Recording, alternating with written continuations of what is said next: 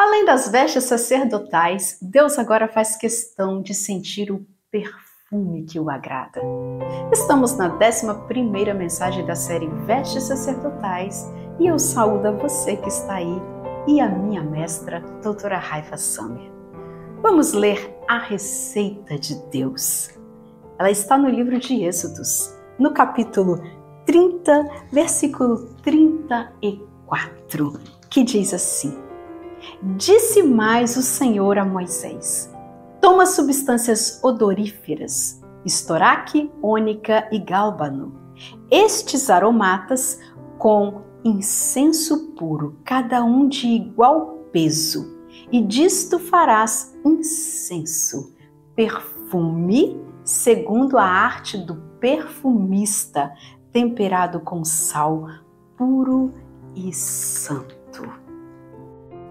E essa é a receita de Deus. Ele fazia questão de sentir o aroma que o agradasse.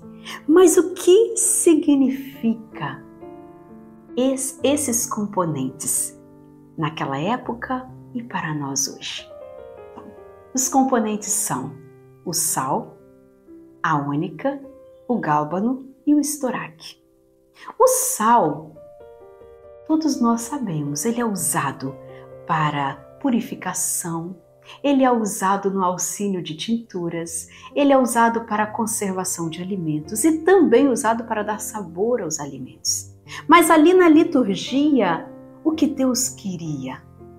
O sal ali na liturgia estava simbolizando o equilíbrio. De que maneira seria apregoado a sua palavra? Na liturgia, o sal está mostrando de que maneira louvar a Deus.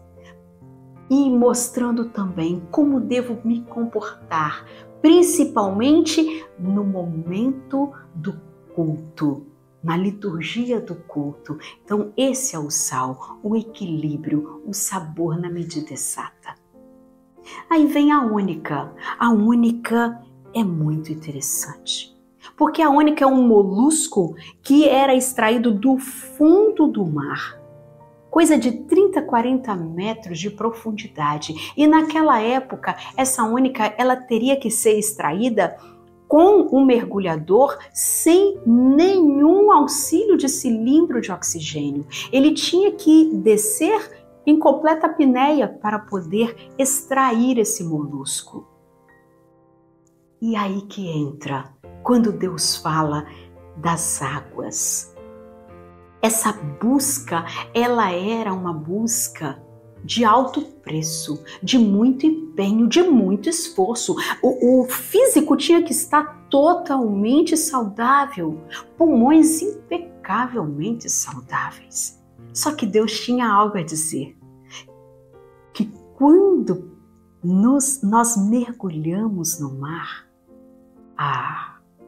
nós somos transportados para um universo desconhecido. Um universo onde o mar é o inverso do céu. Não se encontra na terra aquilo que se encontra no mar. Há muitos tesouros no mar. E era isso que Deus queria, esse esforço para conhecer os tesouros de Deus. Então, esse esforço era pedido, essa ônica era pedido para extrair dali o perfume, o odor que Deus queria para formar aquele perfume que o agradava. Vamos ler um texto a respeito das águas. Veja bem o que o Senhor fala das águas. Salmos, no capítulo 29, verso 3.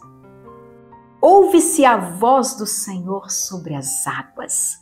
Troveja o Deus da glória. O Senhor está sobre as muitas águas.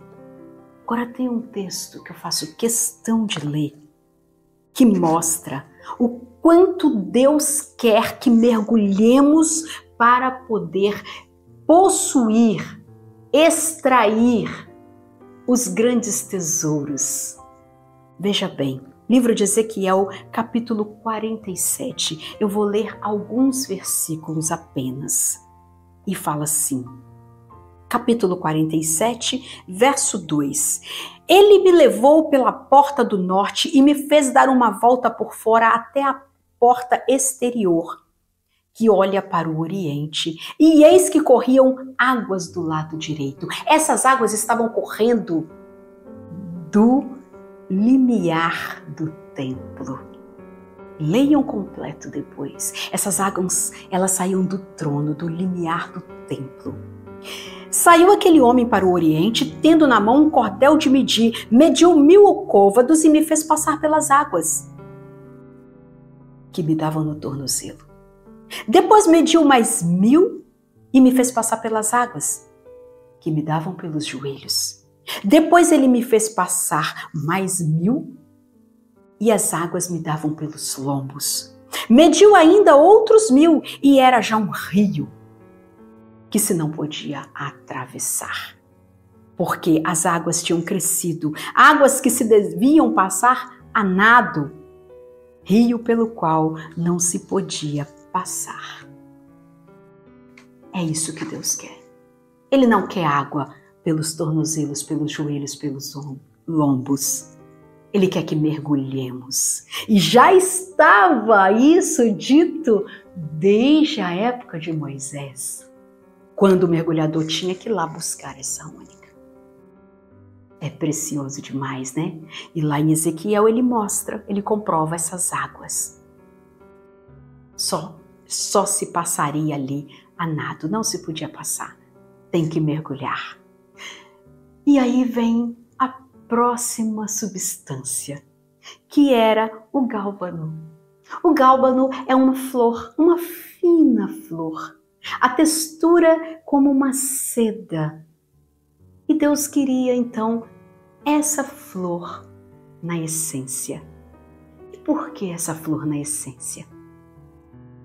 Porque ela fala da delicadeza e da fineza com que devemos tratar as coisas santas de Deus. O sacerdote, quando ele se dirigia para ouvir a voz de Deus, quando ele se dirigia para o lugar santo, ele tinha que passar pelos utensílios sagrados, pelos oráculos. E dentro do templo só havia uma lâmpada, que era o castiçal de 7 copas. Só essa. Então a luz, ela era pouca, não era uma luz muito avivada, era uma luz que representava o Espírito Santo de Deus na sua plenitude, tranquila, uma luz calma, uma luz, uma penumbra, algo que era usado para que houvesse muita comunhão. Então, quando ele entrava, ele tinha que ter muito cuidado para não tropeçar nos outros utensílios. Ou seja, os utensílios estavam representando ali a lei de Deus. Ele não podia tropeçar. Ele tinha que entrar com passos muito leves para que ele fosse no caminho certo, sem ter nenhum prejuízo, nenhum dano. E fala também da forma que se ministra a Santa Ceia, porque a Santa Ceia é o momento sagrado que temos hoje, que é feito com muita fineza. E fala da liturgia do culto, que quando o pregador ele vai explanar a palavra, precisa ser de entendimento e compreensão de todos. Todos precisam compreender o que está sendo apregoado. Então precisa ser de uma forma brilhante e fina. E essa flor representava exatamente isso, a fineza, a delicadeza para se tratar com as coisas santas de Deus. E a última substância era o estoraque. E o estoraque era retirado que era uma árvore potentosa com profundas raízes. Uma árvore onde nenhum vento conseguia abalar e derrubar. E o que significa essa árvore? Olha o que Deus colocou na essência que o agrada. Significa nós mesmos, o ser humano.